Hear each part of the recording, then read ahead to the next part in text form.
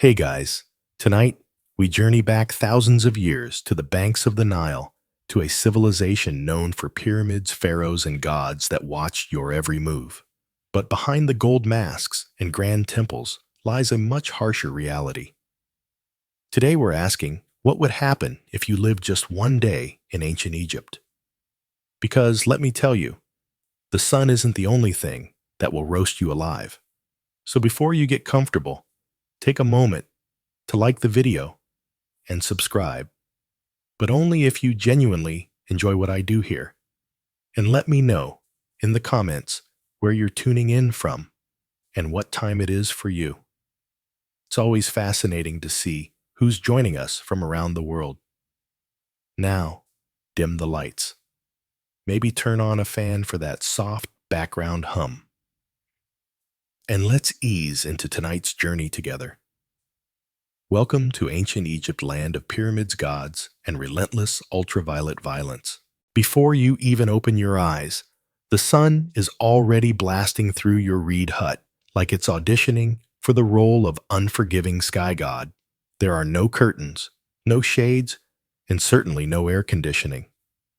Just the raw, unforgiving heat of the desert, baking everything, including you, by breakfast. You're lying on a straw mat with a linen sheet that's more suggestion than protection. The Nile breeze you were promised in all those travel documentaries. Yeah, it's gone. Probably died sometime around 2800 BC. By the time you stumble outside, the temperature is already flirting with 90-degree F, or around 32 C, and it's not even mid-morning. The sun doesn't just shine in ancient Egypt. It attacks your linen tunic. Useless. It's like wearing tissue paper in a sauna. And don't even think about sunscreen. There's no aloe vera, no SPF 50, not even a floppy hat with a logo from a beach resort. Ancient Egyptians did have protective oils, but unless you're wealthy or work in a temple, you're not getting any of it. Your best option: smear yourself with mud or crocodile dung, which apparently might keep you from turning into a human torch. Emphasis on might. By midday, the stones under your feet are hot enough to cook lentils. Shade is a luxury. Trees are rare. You might get a little relief hiding behind a mud brick wall. But even that wall is sweating by now. You, on the other hand, look like someone threw you into a clay oven and forgot to set a timer. And you better not complain. Ra, the sun god, is watching. And in ancient Egypt, the sun wasn't just weather. It was divine authority. The hotter the day, the more powerful Ra was feeling. So basically, if you're melting, it's a spiritual compliment. In short, surviving one day in ancient Egypt requires hydration, humility, and an ironclad tolerance for feeling like a roast chicken. And this is just the morning. You're finally out of bed, or rather off your scratchy straw mat. And the good news is, the Nile is just a short walk away.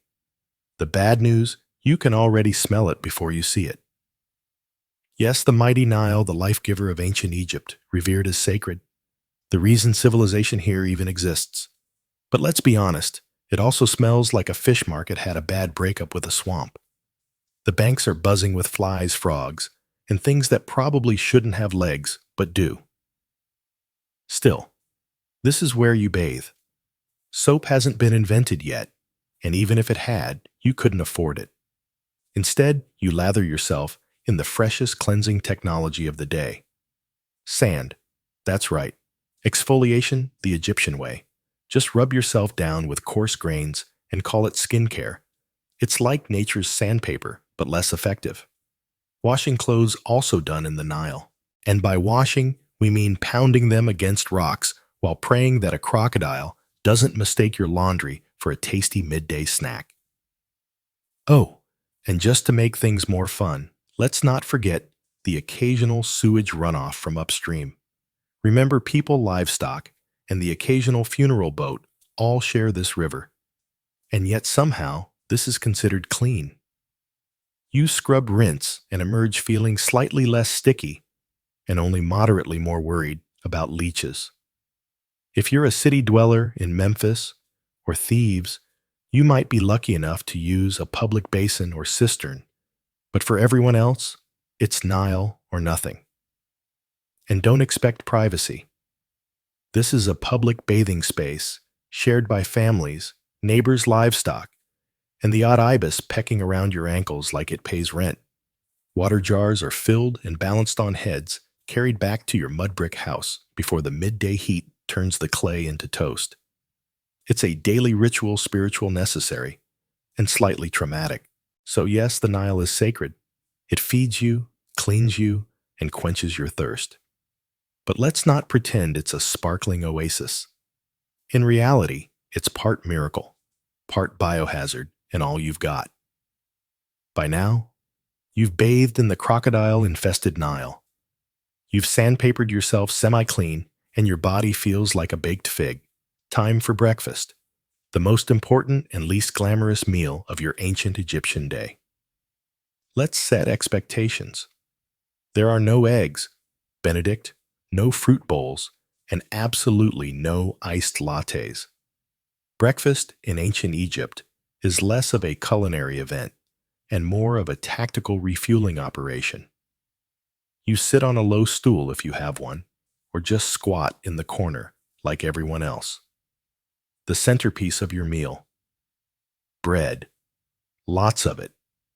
Dense, coarse, and often as chewy as a leather sandal. It's made from emma wheat or barley and baked in clay ovens that may or may not be shared by the local rats. And don't be surprised if there's sand in your slice. Not as a topping, just an uninvited ingredient from the grinding stones. A daily dose of minerals, you could say. Then comes the beer. But don't get excited. This isn't crisp, bubbly craft ale. This is thick, cloudy, lukewarm liquid bread. More porridge than pint. It's packed with calories and vaguely fermented. A medieval smoothie with the faint taste of sour cereal and survival. Even children drink it. Not to be edgy, but because it's safer than water. At least the brewing process boils out the parasites, unlike the Nile, which we just discussed, is basically a petri dish. If you're lucky, and we mean very lucky, you might get an onion or a few dried dates to go with your carbon foam combo. Protein only if someone caught a fish and didn't immediately eat it raw. And as you chew your rock-like loaf and sip your grain sludge, flies buzz around you like it's a buffet because it is, for them. You swat at them with one hand, hold your cup with the other, and try not to think too hard about the fact that this is likely the best meal you'll have today. Breakfast in ancient Egypt isn't about flavor. It's about function. It fuels your body just enough to survive until the next time someone hands you another sand-infused brick of bread. Bon appetit. You've had your gritty bread, your chunky beer, and just enough rest to call yourself functional. Now it's time to work. And trust me, ancient Egyptian labor makes modern burnout look like a spa day. Unless you're a scribe priest or royalty, which, let's be honest, you're not. Your job is pure muscle and dust. No air-conditioned cubicle, no coffee breaks, no ergonomic chairs, just sweat, sand, and a constant risk of collapsing before noon. If you're a farmer, you'll be ankle-deep in Nile mud by sunrise, yanking weeds or planting barley under the eye of an overseer whose hobby seems to be yelling. You use wooden plows, crude sickles, and your bare hands. If your back hurts, congratulations. That means it's working. If you're a laborer, things get even more biblical. Imagine hauling multi-ton stones for temple construction under a blazing sun while barefoot up-ramps made of gravel and prayer. There's no ocean here. You trip. That's a broken ankle and a shrug from the foreman. Working on tombs. That's another level of grind.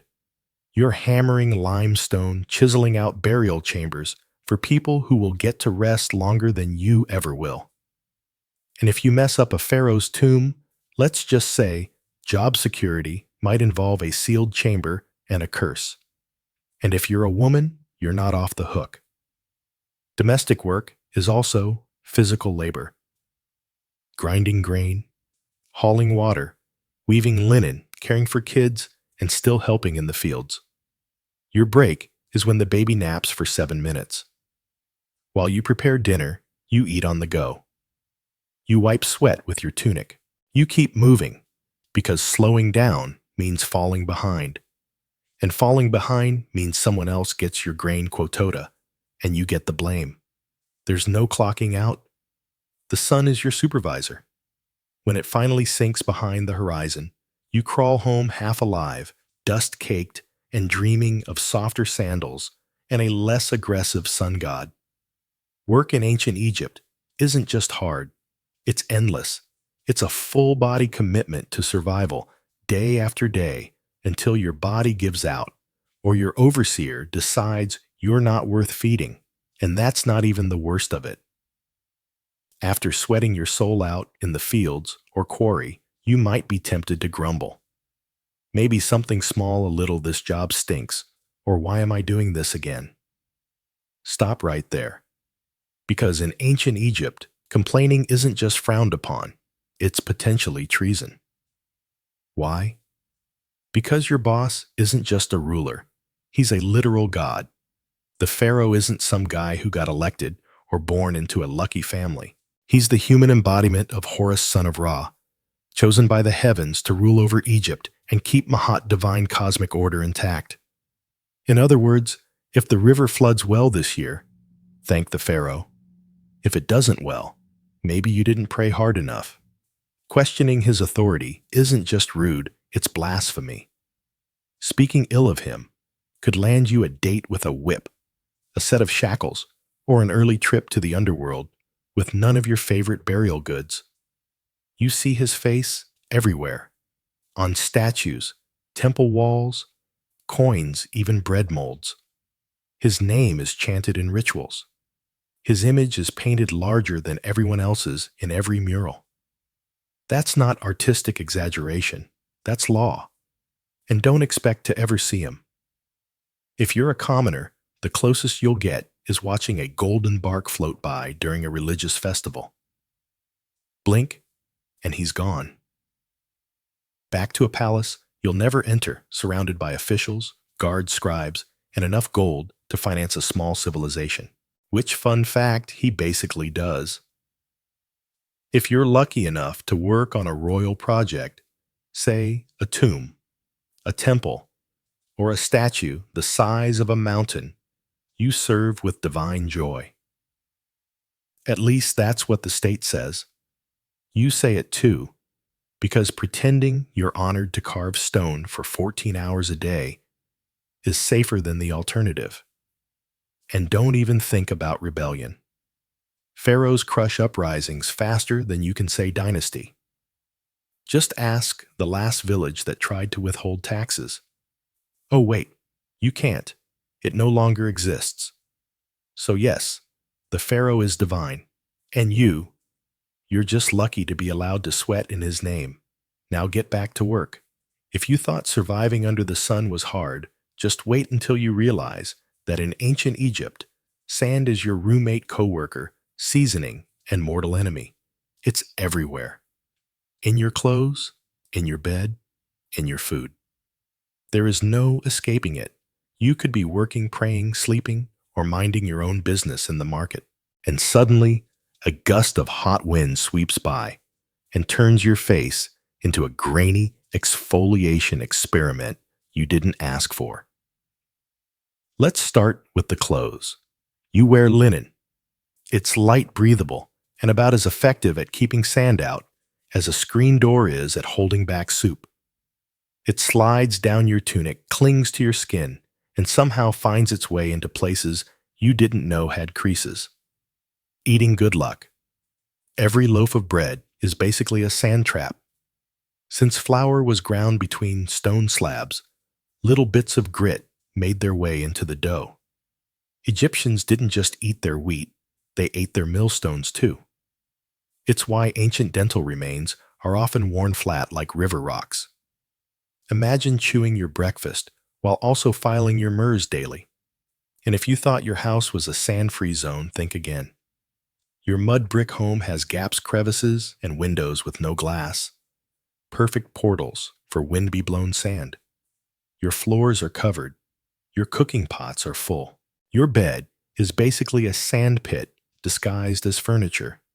Shoes, optional, at best. Most Egyptians walked barefoot, meaning you're always one step away from turning your feet into battered leather sandals. If you do have footwear, it's usually a basic pair of sandals made from reeds. Fashionable, perhaps. Protective. Not remotely. Then there are sandstorms, Egypt's version of a slap from the gods. Sudden, swirling, blinding. One moment, you're talking to a friend. The next, you're spitting dust and feeling like someone dumped an entire beach into your eye sockets. Visibility drops to zero, and everyone around you turns into vaguely coughing silhouettes. In short, sand is the roommate who never leaves the spice in every meal, and the silent enemy of your eyes, lungs, and dignity. It's not just the backdrop of your life. It's part of your body now. And no, you can't wash it off. You already tried in the Nile, which is probably full of more sand. In ancient Egypt, religion isn't just a weekend activity. It's the operating system for everything. Your job, your diet, your hygiene, routine, your bedtime rituals, all dictated by gods who seem to have very specific opinions. First, understand this. The gods are everywhere. Your town has temples to a dozen different deities, each responsible for some vital function. There's Ra, who pilots the sun across the sky, like it's a divine Uber. These headed god of wisdom is in charge of scribes and moon calendars. Sobek, part crocodile, part nightmare fuel, guards the Nile. And Bastet, the cat goddess, basically runs public relations. Forget personal freedom. Your daily routine revolves around pleasing them. Wake up. Thank Ra, spill some beer. Apologize to Hathor, stub your toe.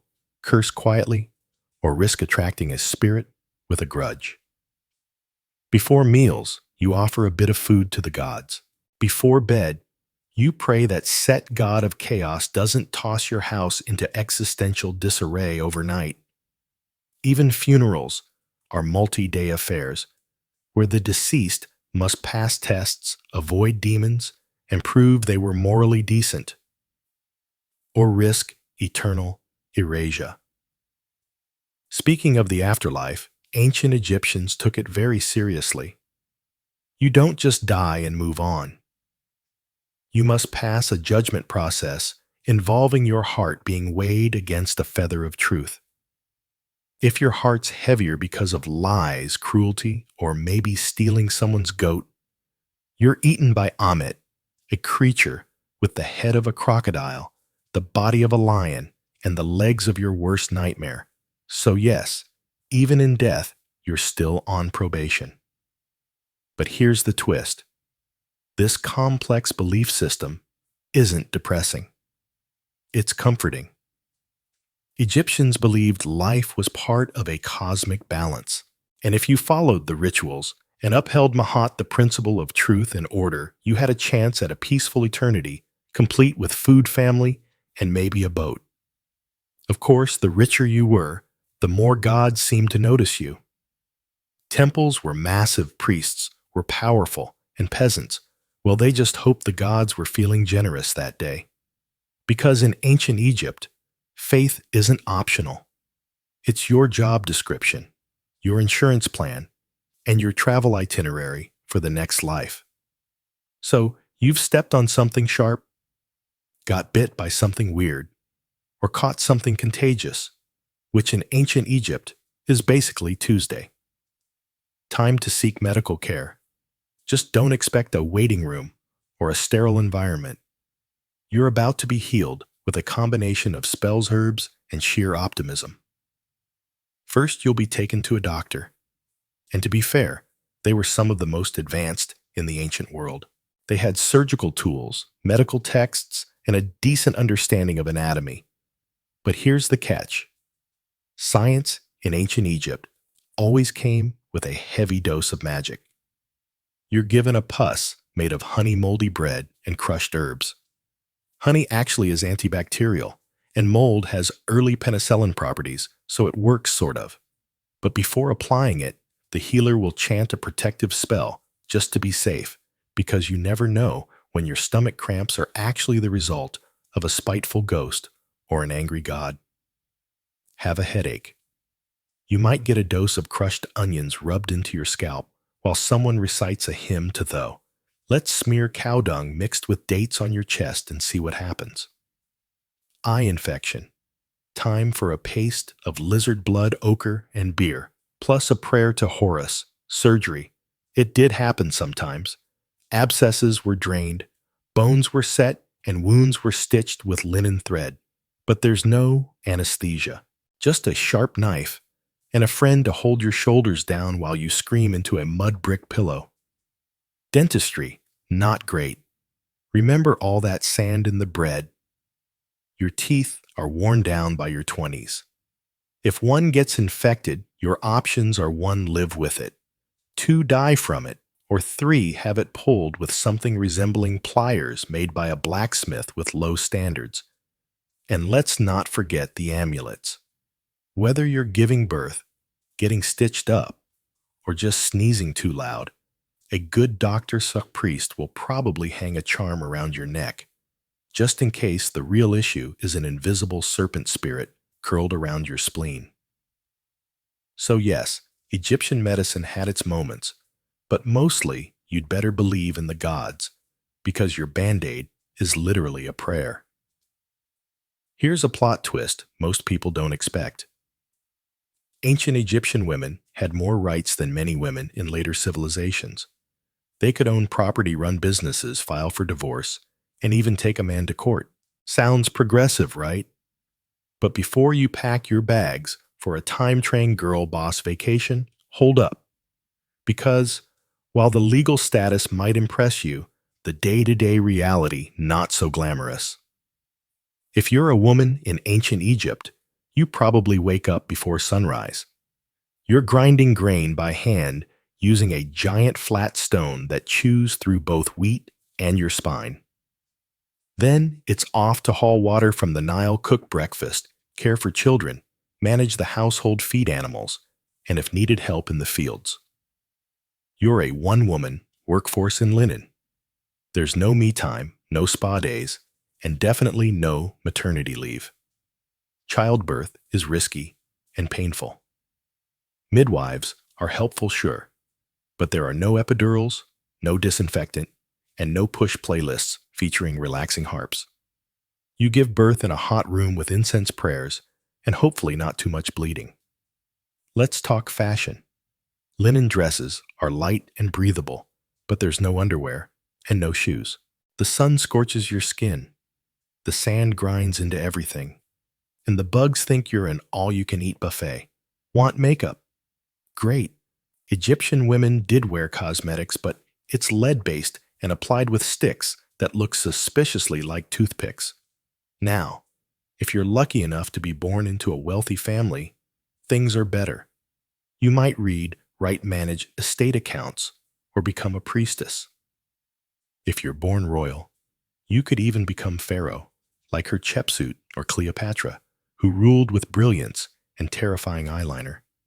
But if you're poor, your status may be legal, but your reality is physical. You work, sweat, bend, carry, birth, bury, and pray. You're not chained by law, but by survival.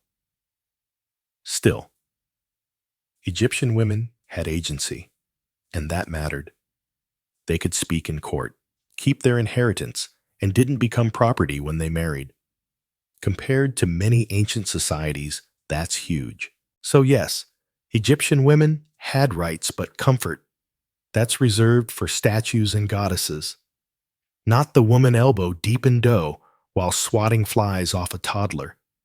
You made it through another grueling day in ancient Egypt. You ate your gritty bread, hauled your buckets, avoided divine wrath, and maybe even dodged a sandstorm. Time to relax, right wrong. Because in ancient Egypt, your real test begins after you die. Death isn't the end. It's just the beginning of an incredibly bureaucratic, multi-phased journey through the underworld. And if you thought the labor overseer was strict, wait until you meet the gods of judgment. First, your soul takes a trip to the Hall of Mahat. Here, before a tribunal of 42 deities, you must proclaim your innocence in what's basically the oldest legal deposition in history. You say things like, "I did not steal. I did not lie. I did not covet my neighbor's donkey," all while hoping the gods buy it. Then comes the heart test. Literally, your heart, believed to be the seat of the soul, is placed on a scale opposite the feather of Mahat, the symbol of truth, justice, and balance.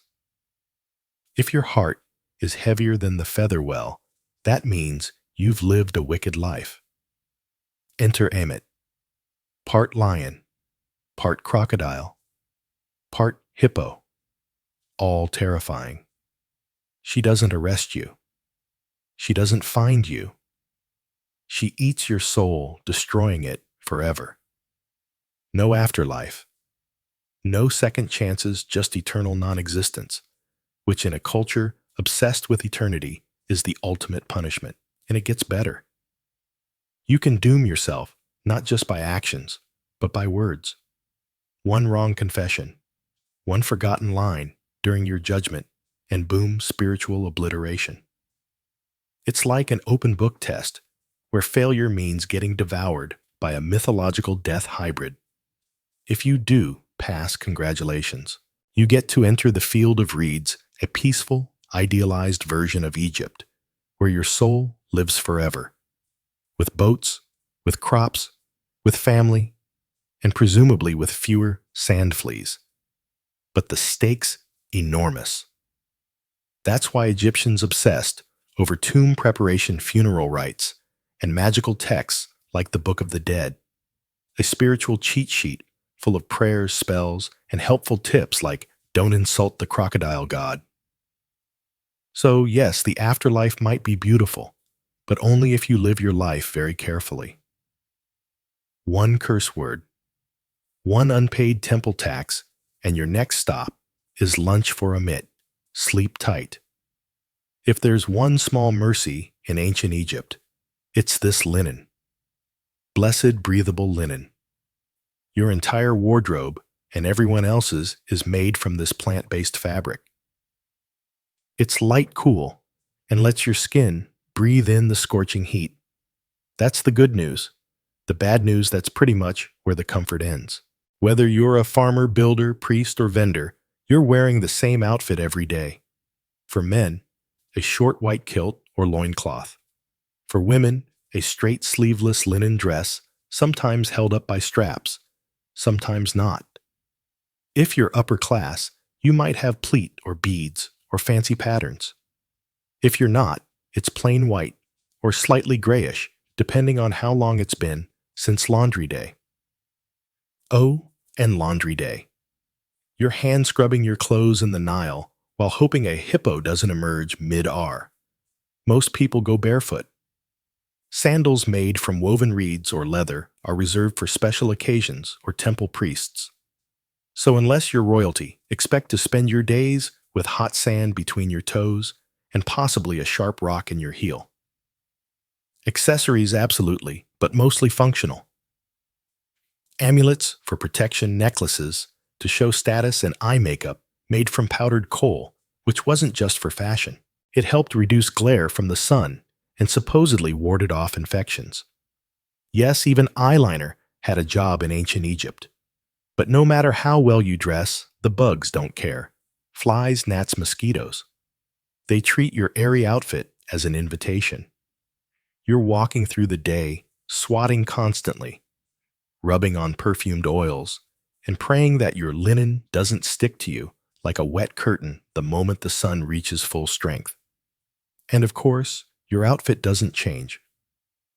with the seasons, because Egypt doesn't really have seasons, just hot and slightly less hot. So, your linen ensemble is basically your year-round uniform, whether it's 110 degrees or a chilly 70 degrees evening. So yes, Egyptian clothing was light, elegant, and far more comfortable than what Romans would wear later. But don't let the breezy outfits fool you, because no matter how floaty your tunic feels, your life is still heavy with labor heat, sand, and bugs that refuse to respect your personal space. You've survived another blistering Egyptian day, hauling bricks, dodging sandstorms, and praying your linen doesn't disintegrate mid-task. But in ancient Egypt, survival is always temporary, because no matter how tough you are, you probably won't live past 35. Let's break it down. If you make it past childhood, which is already an achievement, considering infant mortality rates were sky high, you're thrust straight into adulthood by age 13. Marriage work and child rearing all start early because, honestly, you're running out of time. You might die from heat stroke or an infected cut or childbirth or crocodiles or scorpion stings or bad bread. And forget antibiotics. If you get a fever, the best treatment is honey herbs and hoping the gods don't have other plans for your soul. But here's the twist. Egyptians weren't scared of death. They planned for it. In fact, they planned for it better than most people plan for retirement today. If you're rich, you commission a tomb, the ancient version of a 5-star eternity suite. You start saving up grave goods, jewelry, food offerings, perfumes, statues, even tiny servant dolls called shabaptis to do your chores in the afterlife. Think of them as spiritual interns who work while you nap forever. Your body is embalmed, wrapped in linen, stuffed with matron natural salt, and tucked neatly into a painted sarcophagus. You're buried with a copy of the Book of the Dead, which is less about doom and more like a mystical travel guide, complete with passwords for the afterlife spells to confuse demons and instructions for not getting eaten by soul-devouring monsters. If you're poor, well, your tomb is likely a shallow pit in the sand. Your body is wrapped in whatever fabric your family can spare, maybe a pot or two placed nearby, and then covered with earth. No murals, no golden mask, just you and the wind. But even the poorest Egyptians held on to the dream of the afterlife, a peaceful, fertile paradise called the Field of Reeds, where you farm without sweat, eat without hunger, and sail the Nile forever under gentle sunlight. So yes, you'll probably die young in ancient Egypt. But if you lived well, prayed right, and didn't insult too many jackal-headed gods, you just might spend eternity in style. You finally made it to the afterlife, or at least into the tomb. You've been embalmed, wrapped, blessed, and buried. Time to rest in peace, right? Well, not exactly, because in ancient Egypt, even the dead get robbed.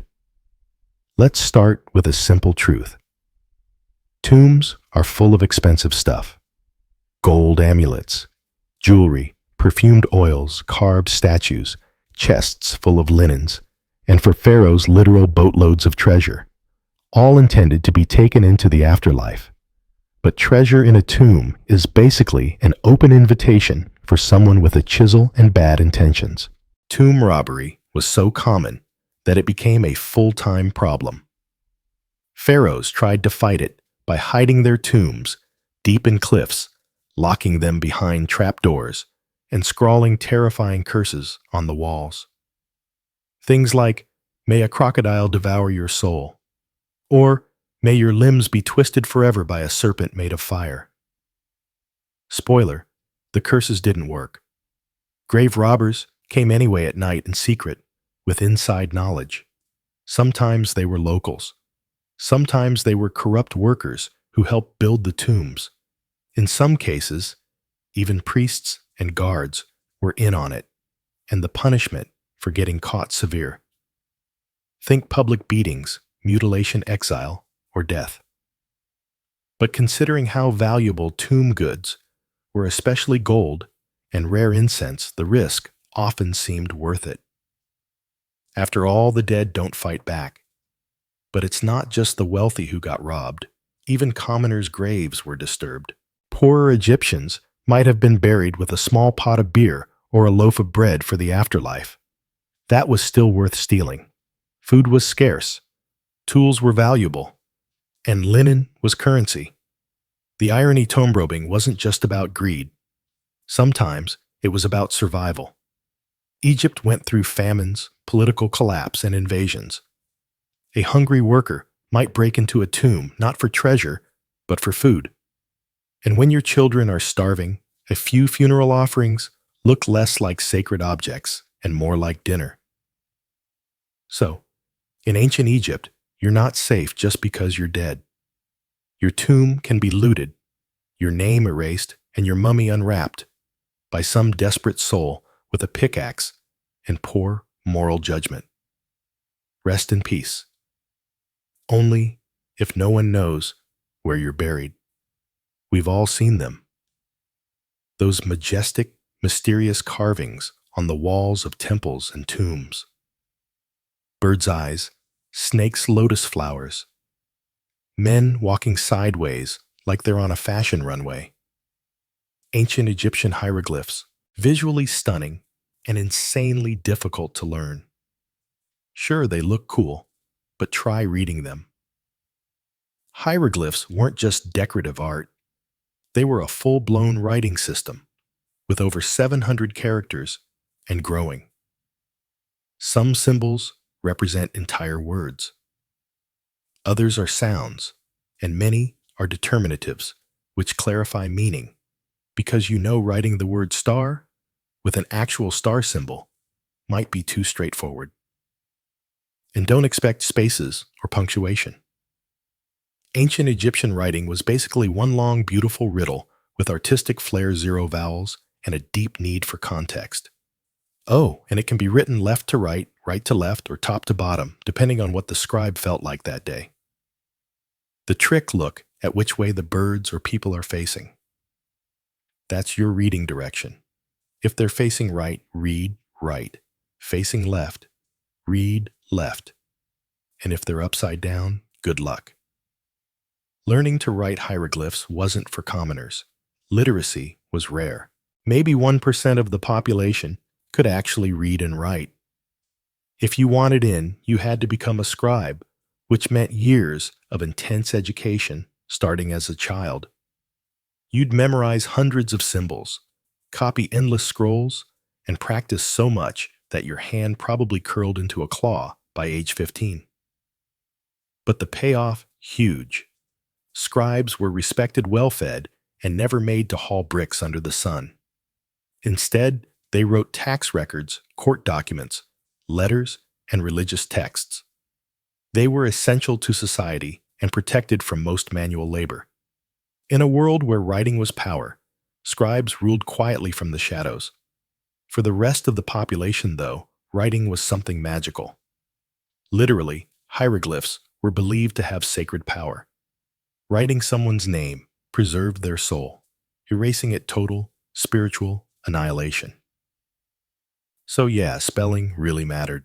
So while hieroglyphs may look like ancient emoji, they're more like a linguistic Rubik's Cube wrapped in myth, math, and mystery. Beautiful. Yes. Easy to learn. Absolutely not. After 14 chapters of heat, hunger, sand, superstition, and backbreaking labor, it's time to ask the big question. Would you survive a single day in ancient Egypt? Let's be honest, probably not. Sure, it's easy to romanticize the ancient world. Golden tombs, lotus-scented air, graceful hieroglyphs, gods with animal heads, and a thing for order and beauty. But behind the iconic monuments and stunning art was a world of brutal realities that spared no one but the elite. Your average Egyptian day started with a dirt floor, a cloud of flies, and the knowledge that if you didn't work, you didn't eat. You walked barefoot on blazing sand, hauled water, cooked over open fires, lived shoulder to shoulder with bugs, smoke, and livestock. You worried about disease divine punishment and whether a snake might slither into your sleeping mat. You had no toothpaste, no medicine, no retirement plan. And if you were lucky, maybe 2 changes of linen. You served a god king who could take your land with a decree, a climate that cooked your skin by noon, and a religion that required you to pass a literal divine test after death just to get into the good version of the afterlife. Let's also not forget the things you didn't have. No antibiotics, no sunscreen, no privacy, no plumbing, no painkillers, and no easy escape. Once you were born into your class, that was it. No promotions, no career changes, no finding yourself. You were either a scribe, a farmer, a laborer, a mother, a servant, or dead. And yet, for all this, the ancient Egyptians weren't miserable. They believed deeply in their gods, their purpose, and the beauty of life. They loved music, dance, food, family, and festivals. They joked, they painted. They imagined eternity with enough clarity to build stone monuments that still stand today. But for a modern person, without your air conditioning, your filtered water, your Advil, your sneakers, and your smartphone, you'd fold before the second sandstorm hit. So, no, you wouldn't last a day in ancient Egypt. But that's okay, because they lasted thousands of years. And maybe, just maybe, that's why we still talk about them. In the heart of ancient Teotihuacan, one pyramid refuses to be forgotten. Its surface is adorned not with peaceful symbols of faith or gentle gods, but with snarling, open-mouthed stone serpents, dozens of them. They jut out from the temple's facade as if frozen in mid-strike fangs, bared eyes wide. This is the temple of the feathered serpent, known to many as the Temple of Quetzalcoatl. But unlike most temples that reach for the sky with reverence, this one feels different. It feels predatory. From the moment you approach it, there's an eerie sense that you're being watched. The stone serpent heads aren't mere decoration. They were warnings, symbols of divine wrath. And beneath their gaze, something horrific once unfolded. Excavations over the past few decades have revealed something that archaeologists didn't expect. Hidden beneath the temple's base were not just ceremonial offerings, but something far more disturbing. Human remains, and not a handful. Over 200 bodies, many of them decapitated hands bound behind their backs. Young men, warriors perhaps buried in groups' ritual sacrifices arranged with mathematical precision. Some were buried with obsidian knives at their sides, others with necklaces made of human teeth or jewelry crafted from jawbones. They weren't simply thrown into the ground. They were deliberately placed in positions of symbolic significance. It's clear this was no mass grave. It was a message, a divine transaction carved into stone and sealed with blood. But what kind of belief system justifies such horror? Who demanded so many lives be taken at once? The Temple of the Fathered Serpent wasn't just a religious building. It was a theater of power, a place where rulers fused cosmology warfare and fear to maintain control over a city of more than 100,000 souls.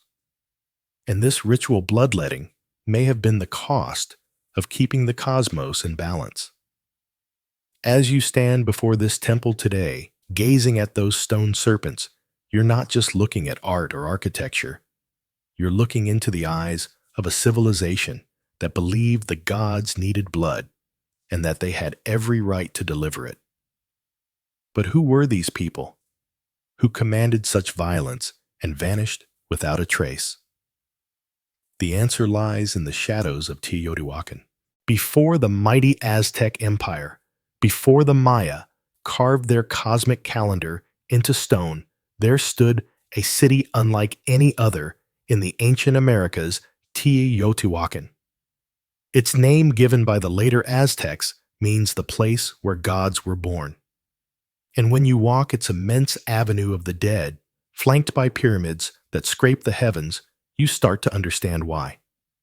At its height, around 100 to 250 CE, Teotihuacan was a sprawling metropolis of over 100,000 people, making it one of the largest cities in the world at the time, rivaling ancient Rome, Alexandria, and Chang'an in size and influence.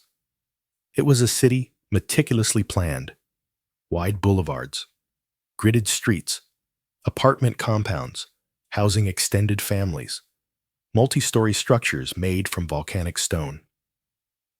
And at the center of it all, three massive pyramids: the Pyramid of the Moon, the Pyramid of the Sun, and the Temple of the Feathered Serpent. But here's what makes Teotihuacan different. No one knows who built it. Seriously, to this day, we don't know the name of the people who constructed this place. We don't even know what they called themselves. There are no written records, no kings' names carved into stone. Teotihuacan seems to have been a society ruled not by a single monarch, but perhaps by a council, a theocracy, or something altogether foreign to our understanding of ancient power. And despite this anonymity, their influence was colossal. Evidence of Teotihuacan's power has been found hundreds of miles away from the Maya cities of Tikal and Copan to the distant Zapoch capital of Monte Alban. Obsidian blades, ceramic styles, murals, and even political meddling. In one case, Teotihuacan emissaries may have helped overthrow a local Maya king to install a ruler more favorable to their interests. But how did they maintain such a vast network? How did a city with no known writing system command such authority across Mesoamerica? The answer may lie in how they combined cosmic ideology with statecraft. Their temples were more than places of worship. They were tools of control, aligning perfectly with astronomical events, serving as theaters of ritual sacrifice, and reminding every citizen and every visitor that Teotihuacan was no ordinary city. It was the axis of the world, a sacred engine that kept time, fate, and blood flowing in sync. And at the heart of it all stood the Temple of the Feathered Serpent. To understand the temple, you must first understand the deity it was dedicated to, the Feathered Serpent. Known later by the Aztecs as Quetzalcoatl and to the Maya as Colcan. This figure is one of the most enigmatic gods in all of Mesoamerican mythology. But in Teotihuacan, centuries before the Aztecs rose to power, the Feathered Serpent was already a central, possibly supreme divine force. But here's the paradox. What kind of god is both a serpent and a bird? Think about that. Serpents slither through the underworld. They shed their skin, symbolizing rebirth, duality, and death. Birds soar high in the sky, closer to the sun, representing freedom, divinity, and life-giving wind. To combine these two, earthbound and sky-dwelling death and life, chaos, and order, was to create something entirely cosmic, something terrifyingly powerful. The Feathered Serpent wasn't just a god. He was a bridge between worlds. On the facade of the temple, carved in deep relief, we see dozens of his images. Goggle eyes, bared teeth, plumed headdresses. Some historians believe these represent the god himself. Others suggest they're warriors or priestly figures adorned in divine regalia to signal their authority. Either way, they are everywhere. The temple is covered in these snake-bird hybrids, as if the structure itself breathes with divine presence. But the Feathered Serpent wasn't just a god of the heavens. He was intimately tied to sacrifice. Blood was the fuel that kept the cosmos in motion. And Quetzalcoatl, though later remembered as a gentle, civilizing deity, had a much darker role in Teotihuacan. He demanded offerings, and not just of maize or incense, but of life itself. In some myths, he descended into the underworld, to retrieve the bones of the dead and create humankind. But to bring life from death, there had to be a trade. The gods sacrificed themselves for humanity, and humans in return were expected to do the same. The Temple of the Feathered Serpent wasn't just a monument to faith. It was a cosmic engine designed to link the sky, the earth, and the underworld through ritual. Every stone, every serpent head, every buried victim fed into that system. Teotihuacan didn't just worship the feathered serpent. They embodied his logic paradox power and blood, and the most disturbing truths were hidden beneath the surface. For centuries, the Temple of the Feathered Serpent stood silently, a weathered, imposing structure half swallowed by time. Locals whispered legends. Scholars made guesses. But no one could have imagined what was buried beneath its layered stones until archaeologists broke through in the late 1980s and early 2000s. What they found wasn't just unexpected, it was unsettling. Hidden beneath the temple's foundations were a series of long, sealed chambers and pits, each filled with carefully arranged human remains. These weren't the messy results of war or disease. These were deliberate sacrifices, systematic, ritualistic, cold. The victims, numbering over 200, were young men, many between 15 and 25. Some wore necklaces made of human jawbones. Others had their hands tied behind their backs. A few were decapitated, obsidian knives sharp, and black as night were scattered nearby. The unmistakable tools of ritual slaughter. And this is where it gets darker. The arrangement of the bodies followed geometric and symbolic patterns. They weren't buried randomly. They were placed in quadrants, cardinal directions, possibly to mirror the cosmos. Even the number of bodies mattered. It wasn't just about death. It was about meaningful death. Offerings surrounded the victims. Jaguar bones, serpents, exotic shells from the distant Gulf Coast figurines, and obsidian blades that had never been used in battle. This wasn't punishment. It was a gift. These young men, most likely warriors, had been selected not to die in disgrace, but to die as part of something transcendent. To the Teotihuacanos, the very act of building a temple may have required human sacrifice. It was as if every stone had to be consecrated with blood, every layer raised only after an offering had been made. The deeper you dig, the more sacrifice you find. In one chamber, archaeologists discovered elaborate tunnels filled with mercury and mitica materials associated with the underworld. The floor glimmered like water. Was this a symbolic passage to the land of the dead, a mirror of the night sky? The more they excavated, the more it felt like the temple was not built on top of death, but constructed to encase it.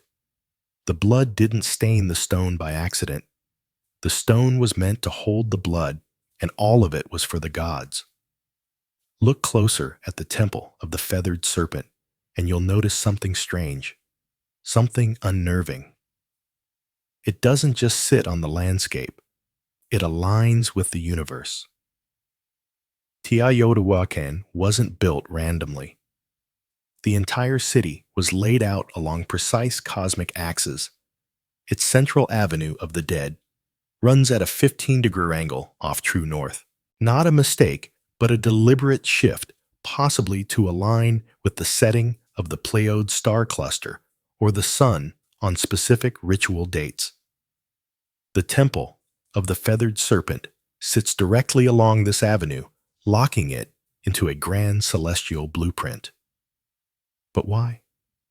What were they trying to align with? Archaeologists and archaeoisters have debated this for decades. Some suggest the temple lines up with the equinox sunrise. Others argue it connects to Venus, the planet most sacred to Mesoamerican civilizations, often associated with war sacrifice and rebirth. When Venus rose or set, wars were declared, offerings made, and temples activated with ritual fire. Even the temple's dimensions seem intentional. The repetition of the number 7, the number of visible planetary bodies, appears in its step platforms. There's symmetry rhythm and a stunning understanding of both earthly math and cosmic cycles. And beneath the surface, more clues. In 2003, archaeologists uncovered a tunnel beneath the temple. Not a crude passage, but a deliberately constructed subterranean world. The walls were once covered in powdered pyite, a shimmering mineral that would have reflected light like starlight. Combined with mercury pools and microlined walls, the tunnel seemed designed to replicate the cosmos itself. To walk through it would be like traveling through the Milky Way, a symbolic journey to the underworld, or perhaps to rebirth. Was this temple not just a place of sacrifice, but a cosmic machine, a portal that aligned Earth's sky and the spirit realm? Some scholars believe Teotihuacan saw time as circular, not linear. Every ritual, every building, every sacrifice wasn't a one-time event. It was part of an eternal cycle. Death leading to renewal, sacrifice, fueling rebirth. The temple's alignments may have helped predict celestial movements, coordinate harvests, and more importantly, time when to offer blood. The temple of the feathered serpent wasn't just looking at the stars. It was trying to speak to them. The temple of the feathered serpent wasn't just a spiritual beacon. It was a political weapon. Its very design was meant to overwhelm, to intimidate, to remind every viewer, local or foreign, who held the reins of power in Teotihuacan. Imagine standing in its shadow more than 800 years ago. You, a visitor from a smaller city-state, would arrive at the Avenue of the Dead, already a ruck by the sheer scale of Teotihuacan. But when you reached the temple of the feathered serpent, you'd freeze. The serpent heads stare at you, their fangs bared. Jaguar symbols growl from the stone. The plaza ahead once held massive gatherings, not just for celebration, but for public ritual. You might even witness a sacrifice. The ruling elite of Teotihuacan understood something crucial. Fear is power, and nothing stirs fear like divine wrath. By orchestrating ritual executions in broad daylight, surrounded by cosmic symbols and death imagery, they sent a clear message. The gods are with us, and we are not afraid to feed them. But this wasn't chaos. This was theater. Priests in feathered headdresses and obsidian masks would chant, dance, and spill blood, turning cosmic myth into political performance. It wasn't just about pleasing the gods. It was about reminding everyone watching that the city's rulers had direct access to the divine. They alone could open the heavens or summon rain, protect the people, or destroy their enemies. Even the architecture helped reinforce this propaganda. From the temple's upper tiers, leaders could look down upon the plaza. They controlled not just the narrative, but the very physical space in which it unfolded. The people looked up at the gods, at the rulers, at the sacrifices, and knew their place. And for outsiders, Teotihuacan didn't need to conquer with swords. It conquered with symbols. Visiting dignitaries would carry home tales of awe and terror. They would speak of the feathered serpents, the endless avenues, the blood rituals that lit the sky red. In a world where gods ruled through fear, Teotihuacan positioned itself as their chosen mouthpiece, and the temple of the feathered serpent was the loudest voice of all. At its peak, Teotihuacan was the heartbeat of Mesoamerica, a city of fire and stone, of gods and blood, a city that seemed destined to last forever. But around the year 550 some CE, something changed. Something broke, and the silence that followed was as chilling as the temple's stone serpent heads. The fall of Teotihuacan was not loud and glorious. It was gradual, then sudden. Signs of strain began appearing decades earlier. Signs that the cosmic engine was faltering. evidence points to a long period of drought, crop failure, and social unrest. The very systems that had sustained this grand city, centralized power, religious dominance, cosmic order, began to crack under pressure. And then came the fire. Archaeologists have uncovered widespread burn layers across elite compounds, temples, and administrative buildings, including signs of violent destruction at the Temple of the Feathered Serpent. What's strange is that the lower-ass residential areas were mostly untouched. This wasn't an external invasion. This was an uprising, a rebellion possibly from within. The very people who once watched sacrifices in awe may have risen against their priest kings. The Temple of the Feathered Serpent, once a symbol of divine authority, was ransacked. Sculptures were defaced, fires were set, ritual spaces were desecrated, and then silence. Teotihuacan wasn't completely abandoned overnight, but it lost its soul. Trade networks collapsed. Artistic production ceased. The great rituals stopped. The ruling elite disappeared. The temple no longer spoke. And yet the mystery only deepened. Because while the city faded, its memory endured. Centuries later, the Aztecs arrived in the Valley of Mexico and stumbled upon its ruins. They were Arak. They believed gods had built this place. They named it Teotihuacan, the place where gods were born. They built their own myths around its pyramids, revering it as sacred ground, even as they had no idea who its original builders were. To them, the Temple of the Feathered Serpent was not a ruin. It was a relic of divine truth. But the irony remains. The most powerful city of its time, built on cosmic order and blood, vanished without a written word, without a final record, leaving behind only stone and questions. The gods, it seemed, had gone quiet. For over 1,000 years, the Temple of the Feathered Serpent lay buried beneath layers of dust, volcanic ash, and silence. Locals avoided it, farmers tilled around it, and the world forgot it until the modern age of archaeology arrived and cracked open the secrets buried within its heart. In the early 20th century, Mexican archaeologists began excavating Teotihuacan. What they found was astonishing, a perfectly engineered city far older than the Aztecs. But it wasn't until the 1980s and 2000s that the temple itself began to yield its most intimate and most chilling revelations. One of the most dramatic discoveries came in 2011, when researchers uncovered a sealed tunnel beneath the Temple of the Feathered Serpent.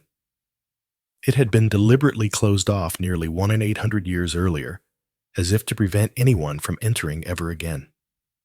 After years of excavation, scientists unearthed a cosmic corridor, a symbolic underworld lined with pyite to mimic a starlit sky.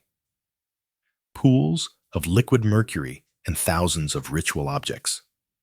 Jade statues, rubber balls, obsidian blades, and even carved wooden masks. It felt less like a tomb and more like a message. Why would the ancient builders go to such lengths? What were they trying to preserve or hide? Some experts believe the tunnel was used in initiation rituals.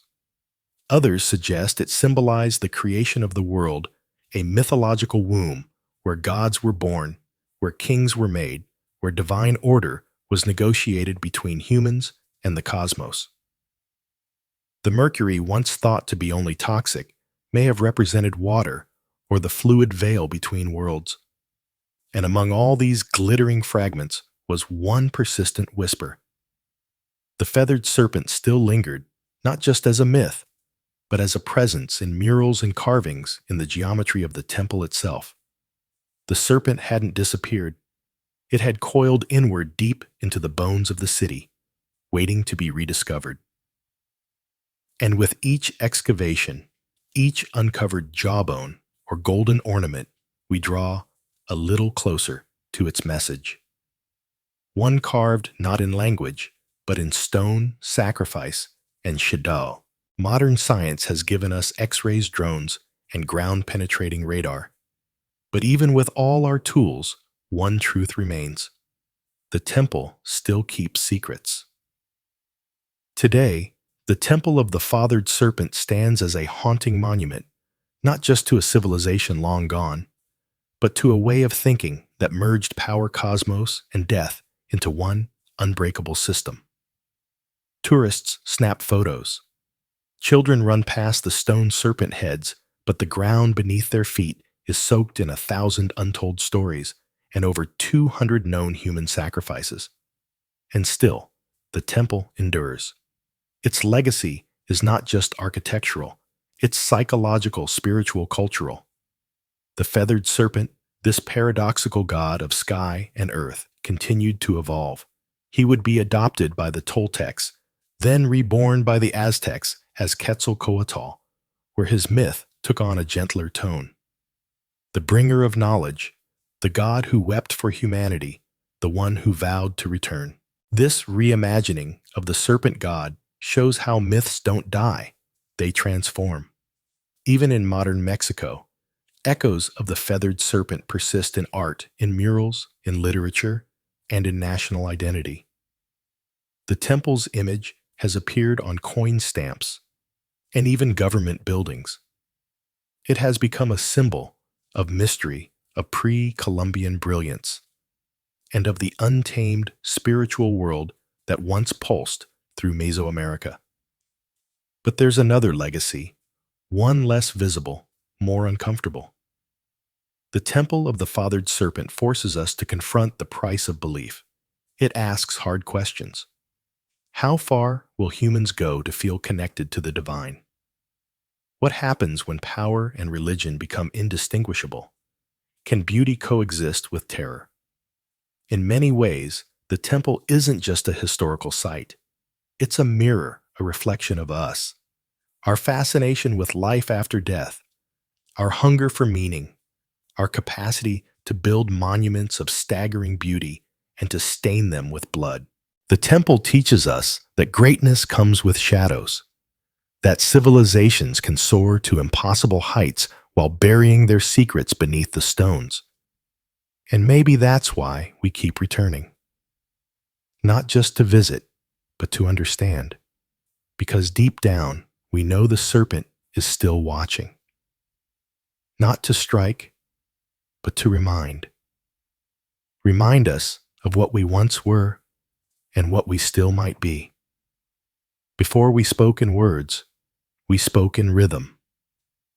Tens of thousands of years ago, long before the invention of writing, even before the birth of language itself, early humans began to create something that could only be described as sound with intention. Not speech, not melody, but rhythm.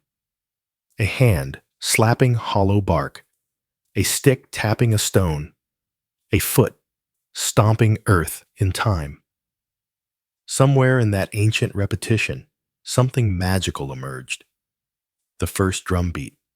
It wasn't called music. It wasn't called anything, but it felt like something like communication, like movement, like emotion, taking form. Anthropologists have uncovered evidence of primitive percussion instruments dating back over 30,000 years. These were likely made from natural materials. Tree trunks hollowed out gourds, stretched animal hides. Nothing fancy, nothing preserved. But these rudimentary drums were not toys or idle distractions. They served real purposes: to warn, to summon, to connect. Imagine a tribe scattered across a dense forest. One beat from a distant drum, and others knew danger is coming. Or a celebration has begun. Or the gods are listening. The earliest drums weren't just tools. They were extensions of the human body. A heartbeat, externalized, a pulse that could be felt across a valley. Drumming wasn't something you watched or listened to. It was something you participated in together, around fires under stars, in caves where echoes made the air itself vibrate. These ancient rhythms became a language of emotion: joy, grief, warning, hope, all expressed not in syllables or symbols, but in patterned sound. Before the first flutes were carved before string, instruments were dreamed of. The drum was already alive, anchoring us in time, giving shape to ritual and uniting individuals into tribes. In that way, the drum became humanity's first instrument and perhaps its first form of collective identity. No matter where on earth people lived, they created something to strike, something to beat, something to mark the moment, because even when we had no words, we had rhythm. And that rhythm was everything. In the cradle of early human civilization, drums were not just instruments. They were sacred voices. Every tribe, every culture, every corner of the earth developed its own rhythm. But the purpose was nearly universal, to commune with the unseen. In Africa, where some of the world's earliest drums emerged, rhythm was deeply intertwined with life, death, and ancestry. The gombe, carved from a single tree and wrapped in goat skin, was believed to contain three spirits. That of the tree, it was carved from the animal, whose skin gave it voice, and the craftsman who brought it to life. Played in circles, the gem didn't just accompany rituals, it was the ritual. Then there were the talking drums, capable of mimicking human speech through pitch and tone. In West Africa, these drums carried messages across miles, relaying news warnings, births, and deaths from one village to the next. Long before the telephone, humans were already drumming their messages through the landscape. Across the oceans, Native American tribes treated the drum as a living entity. It was the heartbeat of Mother Earth, played in ceremonies to honor ancestors, summon healing, or guide the souls of the dead. The large powwow drum, played by a circle of drummers, was both a musical and spiritual engine, a communal pulse that aligned humans with nature and spirit. In Australia, the Aboriginal people used clapsticks and percussive stomps in the sacred dream time, a mythic era of creation. In the Arctic, Inuit shamans struck frame drums to enter trance states, seeking visions or communicating with spirits during long, dark winters. These weren't performances. These were acts of survival, healing, storytelling, and connection. To drum was to remember. To drum was to belong. And always, it was communal. Drums brought people together into sacred circles, synchronizing hearts and intentions. No sheet music, no stage, just bodies, moving hands, striking souls, stirring, all unified by rhythm. It didn't matter where on earth you stood. If you heard a drum in the distance, you knew something sacred was happening, something that words alone could never express. From sacred circles to bloody battlefields, the drum has always spoken. Sometimes with comfort, and sometimes with command. As human societies evolved into kingdoms and empires, drums transformed into tools of domination, instruments of order, and weapons of fear. The earliest armies didn't have radios or megaphones. They had drums. In ancient China, massive drums called bo were struck to coordinate troops across vast terrains. With a single resonant boom, commanders could signal a charge, retreat, or flanking maneuver. These drums weren't just loud, they were strategic. Each rhythm meant something specific, and trained soldiers knew how to listen, even through the chaos of battle. In Mesopotamia, temple drums were used to announce rulers and summon the public. But in times of conflict, they echoed through city walls, terrifying enemies with a deep, relentless thunder. It wasn't just percussion, it was psychological warfare.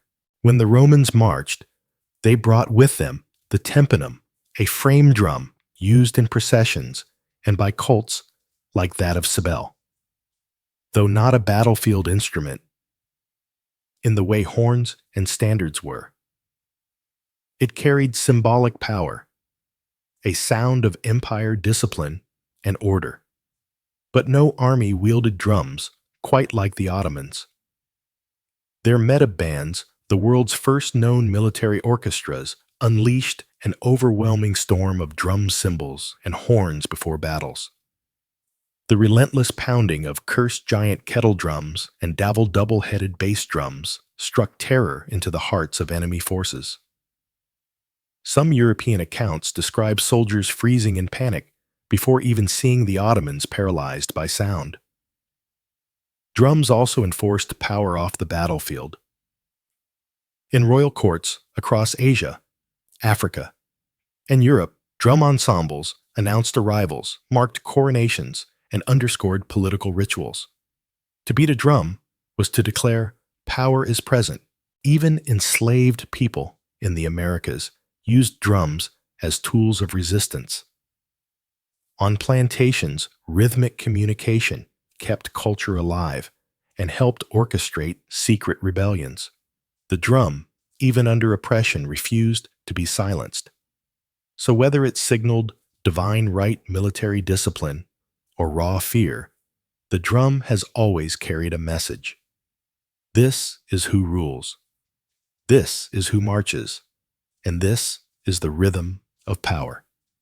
As civilizations branched out across continents, so too did their rhythms, evolving in form, purpose, and philosophy. In the East, drums became tools of precision, spirituality, and ceremony. In the West, they leaned into military power and eventually orchestral grandeur. Two worlds, two paths, one heartbeat. In India, the drum became a sacred instrument of divine language. The tabla, with its crisp tones and fluid grace, was used in classical music and devotional performances. But it was more than accompaniment. It was conversation. Each stroke had a name, a meaning, a syllabic identity. Indian drumming wasn't just percussive. It was spoken poetry trained over decades. The tabla player was not just a musician. He was a linguist of rhythm. In Japan, the Tao drum emerged as a ceremonial giant, played in Shinto rituals, theater, and war. Tao required not just technical skill, but physical discipline. The drummers moved with martial precision, their stances grounded like warriors. In festivals, the booming Tao echoed through mountain valleys, believed to drive away evil spirits and call the gods down to earth.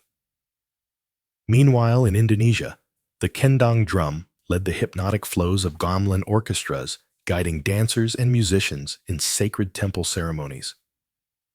These rhythms were layered, interlocked, and celestial, a sonic reflection of cosmic harmony. Across the world in Europe, drums had a different story.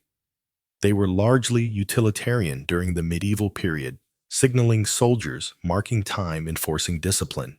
It wasn't until the Renaissance and Baroque eras that drums began to enter formal music. Even then, they were kept in the background, tony thundering beneath royal fanfare or echoing in grand cathedrals. In this divergence, you see two philosophies. The East saw rhythm as art and spirit, something tied to breath, chant, and meditation. The West saw it as structure and force, a tool to rally, march, and measure. But both understood the drum's core power: to shape time, to dictate pace, to elevate ritual, to connect humans in ways that transcend language. East or West, sacred or strategic, the drum remained central, always listening, always speaking. From mountaintop temples to jungle clearings, from desert fires to candle-lit cathedrals, drums have always had a place where the human meets the divine.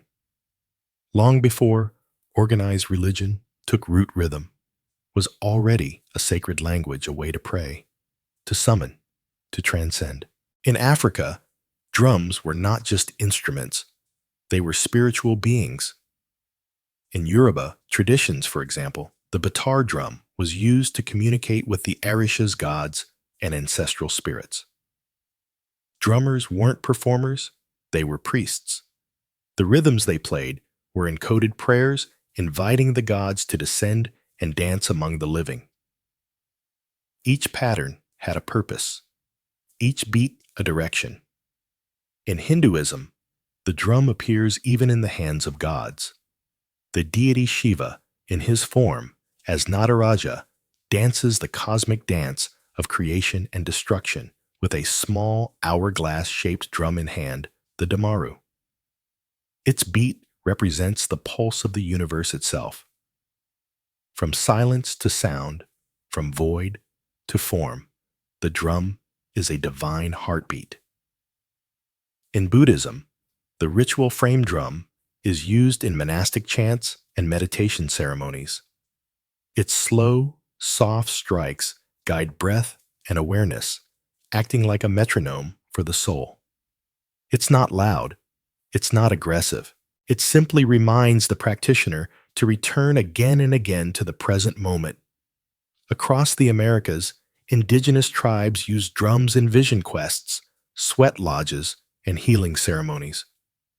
The beat is constant steady, mimicking the rhythm of the womb, helping participants enter trance states or connect with ancestral spirits. In these spaces, the drum doesn't just accompany prayer. It is the prayer. Even within Christianity, where rhythm was often subdued, the drum still found a sacred role. In gospel traditions, particularly in African American churches, drums became a means of praise and power, a heartbeat behind voices lifted in devotion, a reminder of struggle, hope, and divine rhythm in every life. No matter the faith, the ritual, or the God invoked, the drum has been there not as decoration, but as a vessel for energy and tension, and the mysteries we cannot speak. Because when words fail in worship, rhythm remains, and the divine always listens. For thousands of years, drums were solitary instruments. One body, one sound, one purpose. But in the heart of the industrial age, something revolutionary happened. In factories, streets, and music halls, percussion was reimagined. And by the early 20th century, multiple drums were no longer scattered across a stage. They were united, forming something entirely new: the drum kit. It was born out of necessity. In the late 1800s, military and theater bands required several percussionists to play bass drum snare cymbals and woodlocks, each handled by a different person. But space was tight, and budgets were tighter. So drummers began to combine instruments into a single, playable setup. By 1909, the first bass drum pedal was patented. A drummer could now strike a massive drum with one foot, freeing their hands to do more. The idea caught fire.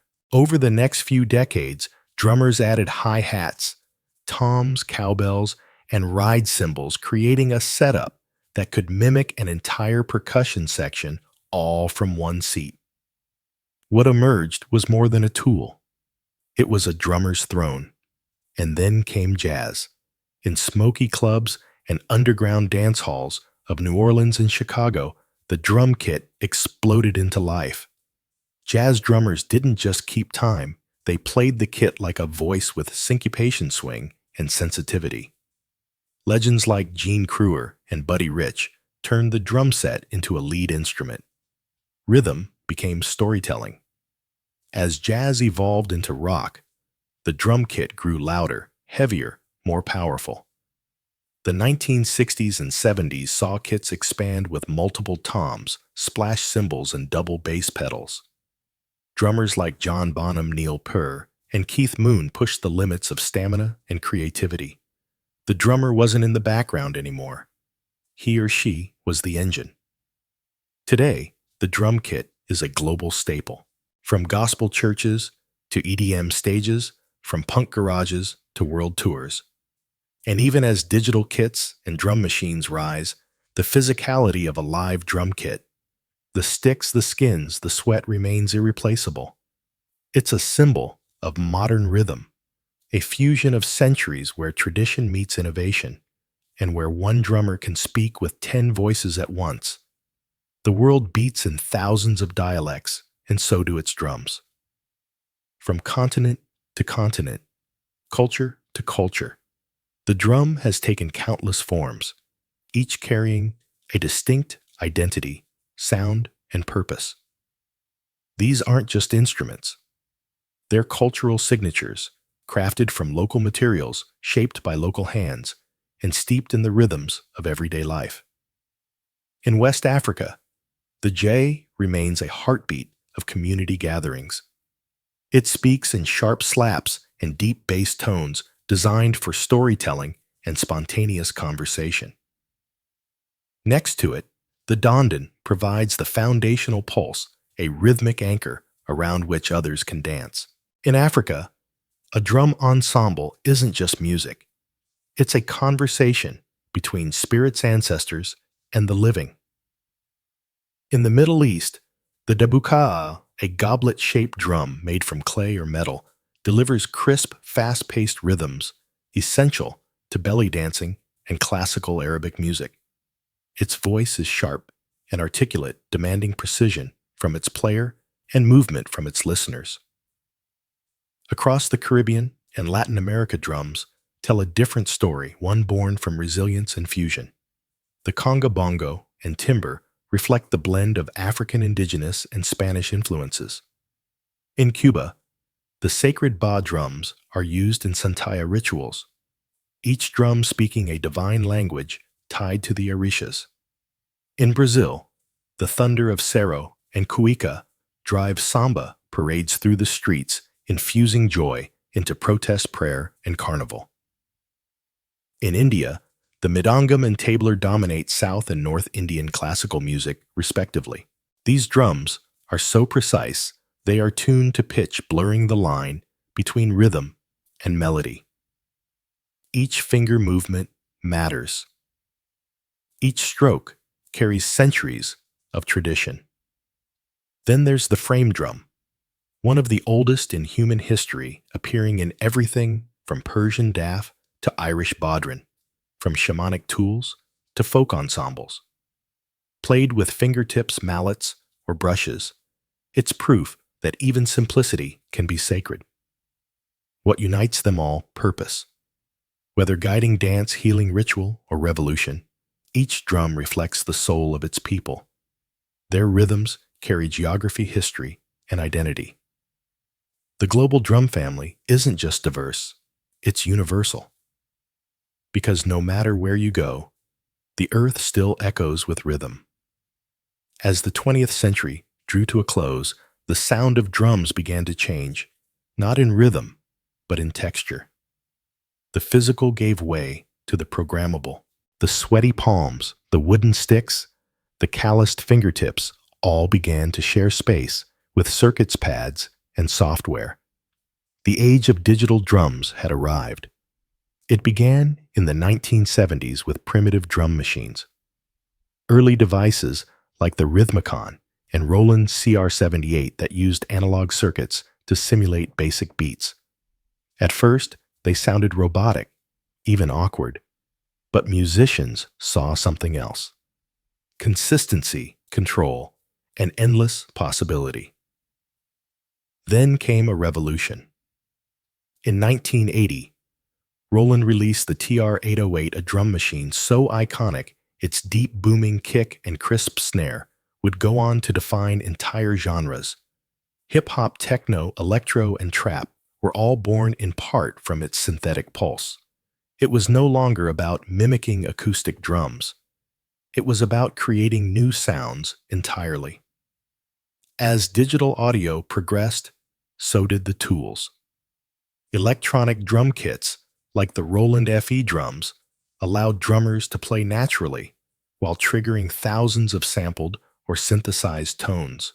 Artists could now rehearse, silently record, without microphones, and switch drum kits with the press of a button.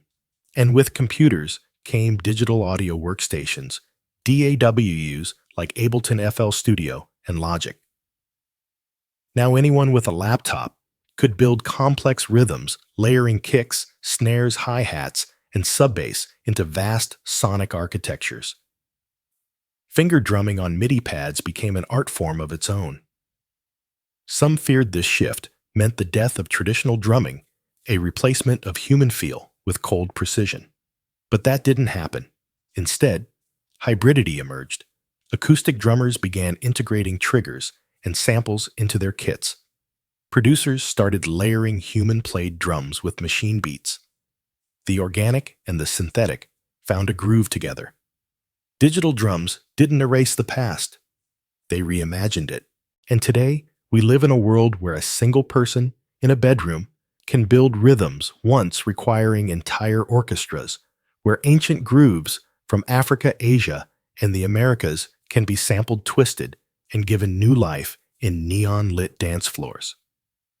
The tools have changed, but the purpose remains the same: to move bodies, to shape time, to make silence speak.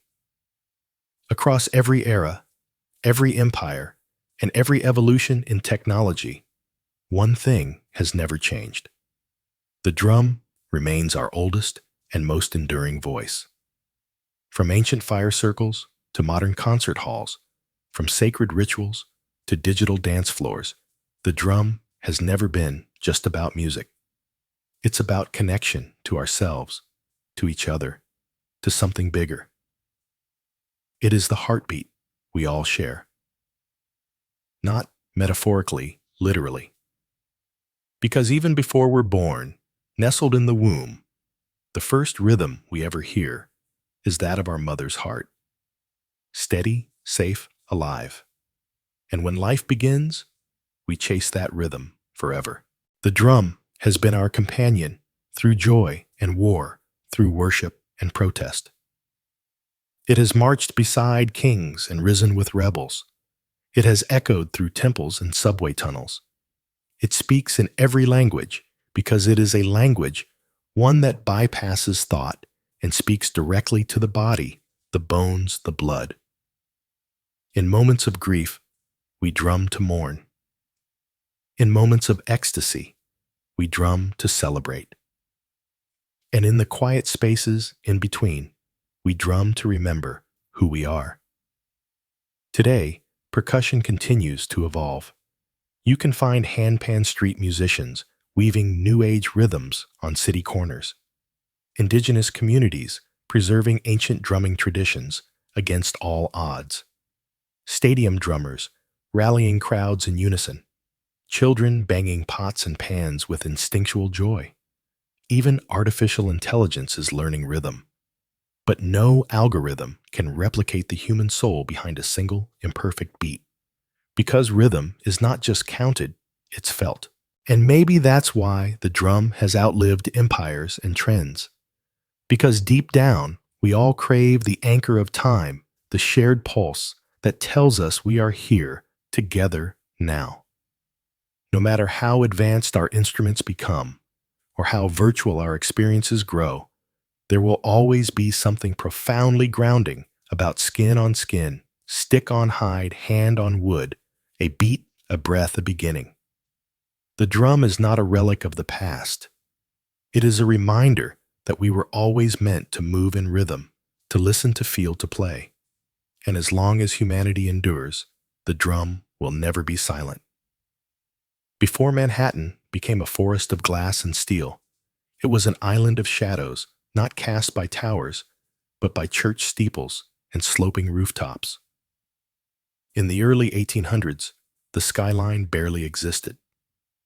The city clung to the southern tip of the island, a dense sprawl of brick-townist timber-framed shops and dirt-packed roads.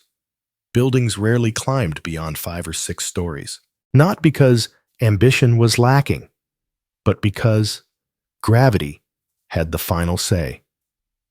The taller the building, the more weight it carried, and with stone and brick height came at a steep price. The walls had to be thicker at the bottom to support the upper levels, leaving less room inside and requiring enormous foundations. To build high was to build heavy, and heavy didn't make financial sense. So the city grew horizontally, spreading northward along a grid that had been planned in 1811, one of the boldest urban blueprints of its time. But underneath that grid, beneath the layers of cobblestone and soil, Manhattan held a secret weapon: bedrock, deep, dense, and unwavering. The granite spine that ran beneath the island would one day support some of the tallest structures in human history. But for now, it lay quiet, untouched, waiting. Life in early Manhattan was noisy but grounded. Commerce bustled in the harbor, ships lined the piers, and horses clattered through narrow streets. The economy grew. Immigration surged, and the island swelled with energy, but still the city hugged the ground. The sky remained untouched. The only real vertical statements were churches, Trinity Church being the most prominent. Its spire, completed in 1846, rose over 280 feet, and for a time it was the tallest structure in New York. But even that was more symbol than skyline. What no one knew then was that the skyline's future wouldn't be shaped by stone or wood, but by iron, steel, and vision. And it wouldn't be limited by the ground. It would rise far above it. Manhattan wasn't yet a city of towers, but the stage was being set. The island was ready. The dream was forming, and soon the skyline would begin to stretch. For centuries, gravity was the greatest architect in Manhattan. It kept building short cities flat, and human ambition tethered to the earth. But in the mid-9th century, two breakthroughs would break the skyline wide open. One lifted people, the other lifted buildings. The first came in 1852, when an inventor named Elisha Otis unveiled his revolutionary safety elevator. In a dramatic demonstration at the New York Crystal Palace, Otis stood on a platform suspended high above a crowd. He ordered the rope to be cut. The crowd gasped, but the platform didn't fall. A hidden mechanism locked the lift in place. With that single, breathtaking moment, Otis changed the rules of height. Until then, the top floors of buildings were the cheapest. No one wanted to climb stairs, but once elevators became safe and practical, those upper floors became premium space, offering light, air, and status. The vertical city suddenly made economic sense, but being able to move people upward wasn't enough. Buildings still relied on load-bearing walls, which grew thicker and more cumbersome the higher they went. That's where innovation number 2 arrived: the steel skeleton. In the 1880s and 1890s, engineers began using steel frames to support the weight of buildings, allowing exterior walls to become thin curtains rather than heavy structural anchors. This method, known as steel frame construction, gave architects a new freedom. Build as high as the frame could handle. Suddenly, height was no longer a risk. It was a strategy. The technology had arrived. The materials were here. And Manhattan, with its solid bedrock and booming economy, was the perfect canvas. The island's tight geography encouraged vertical thinking, and its status as a financial capital meant that everyone from banks to newspapers wanted their name visible in the clouds. The elevator made the sky accessible. The steel skeleton made the sky buildable. Together, they didn't just change architecture. They redefined what a city could be. Now, the race would begin. Not upward. By the late 19th century, New York City was no longer content to sprawl. It wanted to soar. The ground was full. The streets were packed, and the only place left to build was up.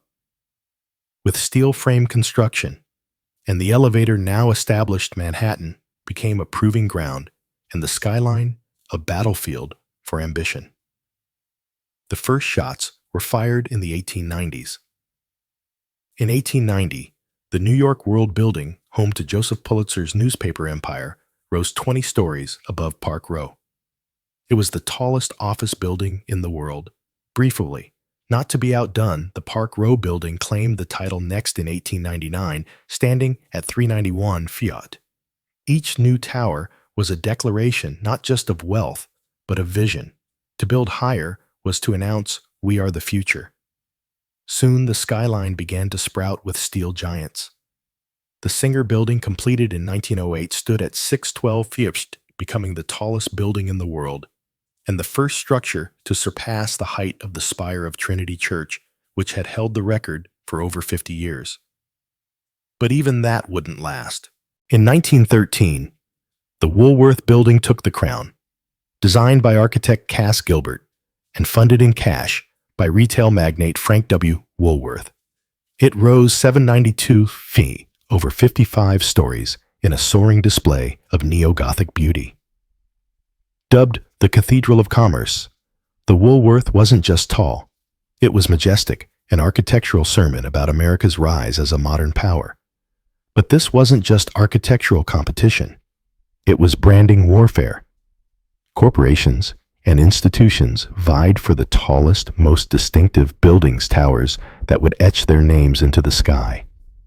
Every new height was a headline, every silhouette a symbol. The skyscraper became the ultimate billboard, permanent, imposing, impossible to ignore. And beneath it all, the rhythm of progress beat relentlessly. Steam shovels dug foundations into granite. Riveters hammered steel day and night. Immigrants and iron workers balanced on beams hundreds of feet in the air with no harnesses, only grit and resolve. The skyline was no longer theoretical. It was real, and it was rising. As the 1920s roared through Manhattan, the skyline began to dance, not just climb. This was the era of Art Deco, a time when architecture wasn't only about height, but style. The Jazz Age poured elegance into steel and stone, and New York's buildings became icons of movement, light, and energy. The most dazzling of them all was the Chrysler Building. Completed in 1930, it stood 146 feet tall, briefly becoming the tallest building in the world. Commissioned by car magnate Walter Chrysler, the tower wasn't just a monument to corporate success. It was a symphony of design. Its stainless steel spire, built in secret and hoisted into place overnight, shimmered in the sun like a crown. Ornamental eagles, modeled after hood ornaments, jutted from the corners like guardians of the future. With its curves, chevrons, and machine age detailing, the Chrysler Building didn't just scrape the sky, it seduced it. But the race wasn't over. Just a few blocks away, another titan was rising. The Empire State Building, completed in 1931. During the depths of the Great Depression, it soared to 250 feet, stealing the title from Chrysler and holding it for nearly 40 years. Built in just 410 days, with thousands of workers laboring through wind, snow, and steel dust, the Empire State wasn't just a building, it was a message. New York endures. While much of the country struggled, Manhattan pushed upward, and its buildings mirrored the era's dual identity. Elegant but aggressive, optimistic, yet competitive. The Art Deco style captured the contradictions of the time, geometric but graceful, modern but steeped in myth. Towers weren't just functional. They were sculpted, glowing at night like beacons of possibility. And yet beneath all that glitter, there was purpose. These skyscrapers were built by barons and moguls who wanted more than profit. They wanted legacy, a permanent place in the skyline and in history. By the end of the 1930s, Manhattan's silhouette had taken shape. The city was no longer just a capital of finance. It was a cathedral of ambition. A skyline that didn't whisper progress, it shouted it. After World War II, Manhattan's skyline entered a new phase. One less ornamental, more corporate. The elegance of Art Deco gave way to glass, steel, and straight lines. America was now a global superpower, and New York was the front office of that empire. The skyline adapted accordingly, not with decorative spires, but with monuments of efficiency. In 1952, the United Nations headquarters rose on the East River, a bold, boxy glass tower flanked by low marble wings. It marked a shift in tone, global, diplomatic, futuristic. It wasn't just a building. It was an architectural statement about international order in the atomic age, and it set the tone for what would follow. Next came the Lever House in 1952 and the Seeger Building in 1958, both defining examples of the international style. These towers, with their curtain walls of reflective glass and steel frames, were minimalist by design, free of decoration, stripped of sentiment. They didn't look like cathedrals or castles. They looked like machines, precise, modern, and ruthlessly practical. The Sarum building, designed by Ludwig Mies van der Rohe, was especially influential. Its bronze-tinted glass uniform grid and open plaza introduced a new kind of urban presence, not to impress with flourishes, but to project order, discipline, and power. This was corporate architecture at its peak, cold, beautiful, and authoritative. As businesses boomed, so did the skyline. Midtown became the hub for America's major corporations, banks, media companies, law firms. These new skyscrapers didn't compete for beauty. They competed for square footage, for location, and for presence on the horizon. Gone were the soaring spires and gargoyles. In their place stood mirrored monoliths, anonymous giants that reflected not just the clouds, but the ambitions of Wall Street. And yet, in their silence and simplicity, these towers spoke volumes. They told the story of a country obsessed with growth, precision, and modernity. They defined the corporate era, shaping the look and feel of cities across the globe. But even amid all this glass and steel, one thing remained true. The skyline was still a symbol.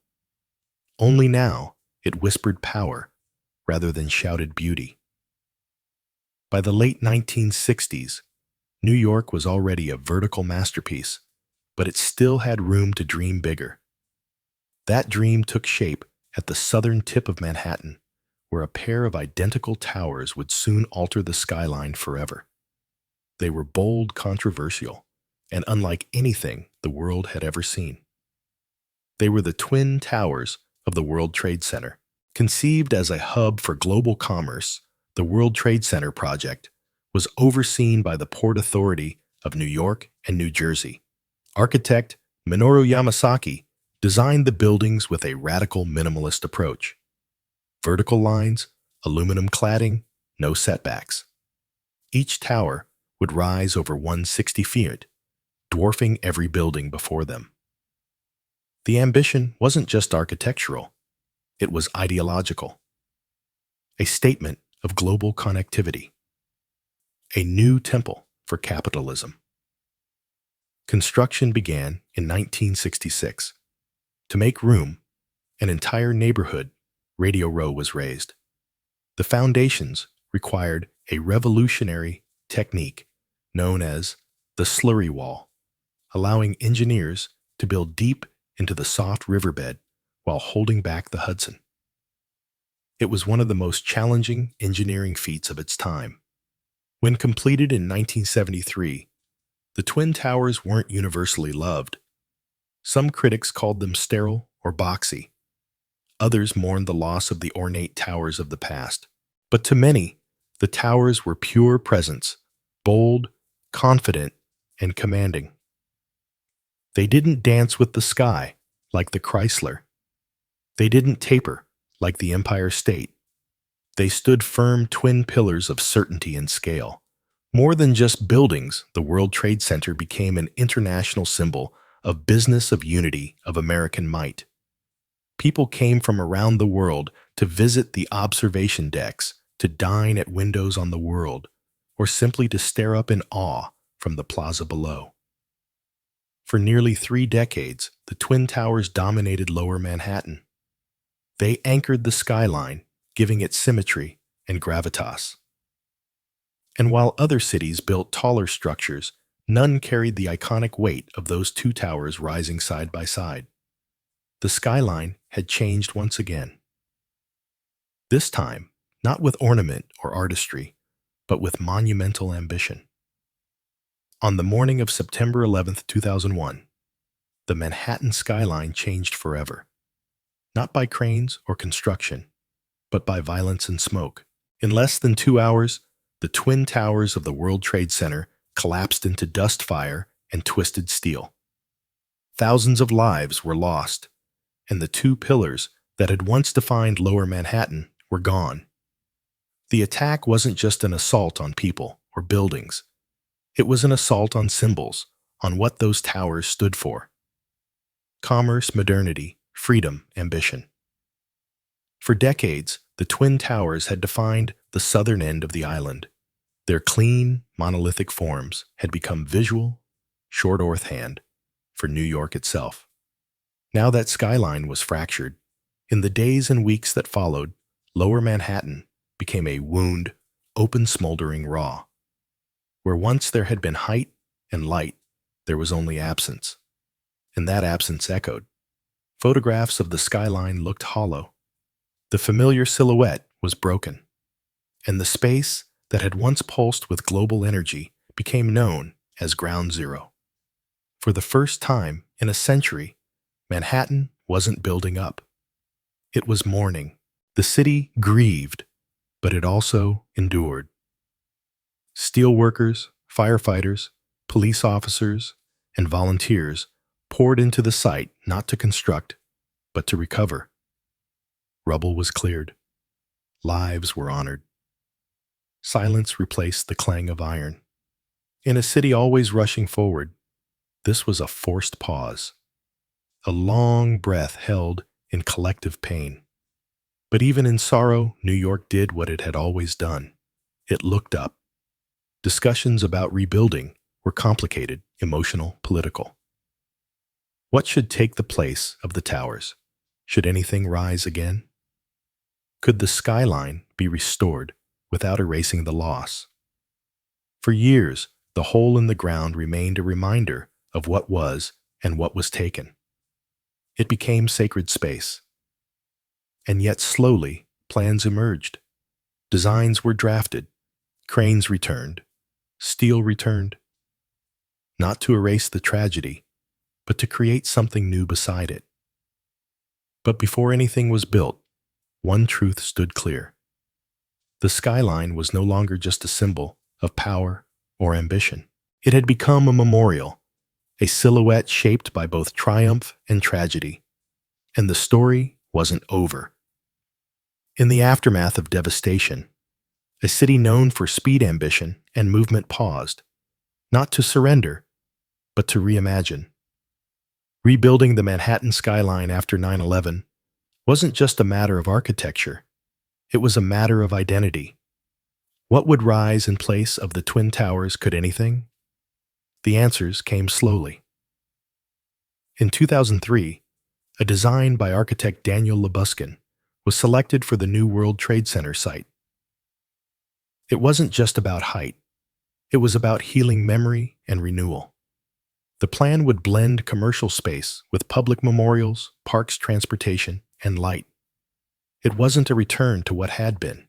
It was a statement of what could be. At the heart of it all stood a new tower, One World Trade Center, originally called the Freedom Tower. Rising from the northwest corner of Ground Zero, it would become the tallest building in the Western Hemisphere at 1,776 feet, a number chosen to echo the year of America's independence. But this wasn't just about patriotism. It was about defiance, about reaching up again despite loss. Construction began in 2006, and in 2014, One World Trade Center opened its doors. Clad in shimmering glass and standing like a crystal obelisk, it didn't try to imitate the past. It offered something new: reflection, both literal and symbolic. The building changes with the sky, glowing, darkening, disappearing depending on the light. It is presence without arrogance. Beside it, the 9/11 Memorial opened in 2011. Two deep voids where the original towers once stood, each with a continuous waterfall and the names of the fallen etched into bronze.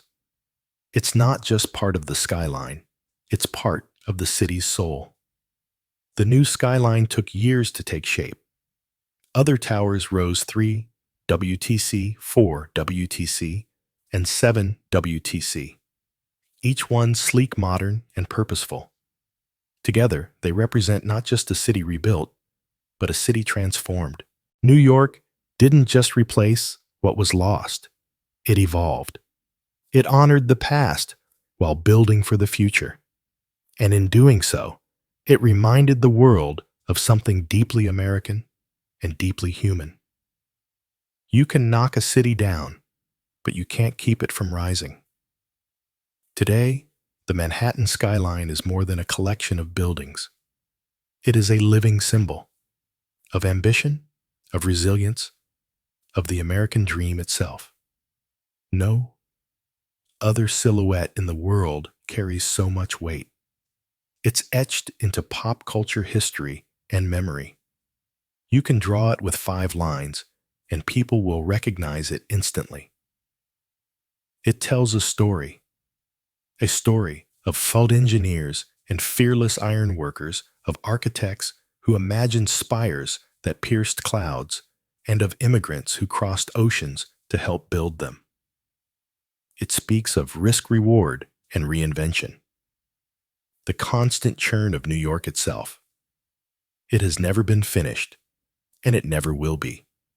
The skyline is alive, always changing. In recent years, it's stretched even higher, but not in lower Manhattan. This time, the vertical race moved uptown. Along Billionaire's Row, super slender residential towers like 432 Park Avenue, Central Park Tower, and 111 West 57th Street now rise like needles above Midtown. These skyscrapers are feats of engineering pencil-thin windowed and made for the ultra-wealthy. Critics call them sky-piercing expressions of inequality. Others see them as marvels of modern ambition. Meanwhile, in Hudson Yards, an entirely new neighborhood has appeared with gleaming glass towers, public art, and corporate headquarters rising where rail yards once sprawled. The skyline now stretches farther west, evolving with the city's changing needs and ambitions. But even as it grows, the skyline holds its past tightly. The Empire State Building still glows at night. The Chrysler still gleams at sunrise. And One World Trade Center stands solemn and proud.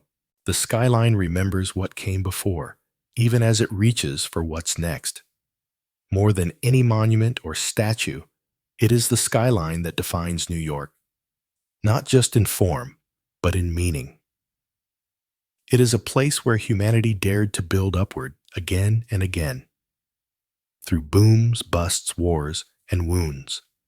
A city of millions reflected in steel and glass. It doesn't just mark where the city ends.